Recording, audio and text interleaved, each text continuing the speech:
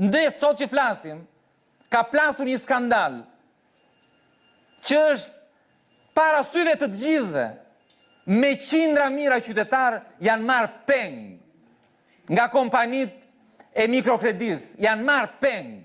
Duhet për 100.000 lekë që kanë marrë borxh, apo për 1 milion lekë që kanë marrë borxh, janë detyruar të kthejnë 20 dhe 15. Guvernatori i Bankës Shqipërisë, që duhet të monitoronte, edhe duhet të ishte të kujdesej për qytetarin e thjesht, e dini që a tha te Komisioni Ekonomisë.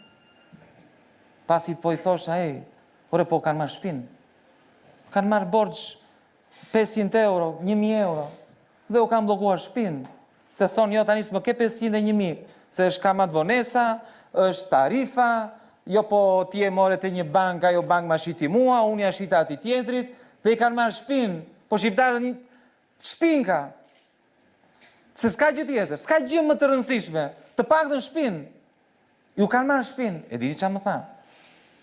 E dini qa më tha? Pra më tha, ja ka, duhet ja japi.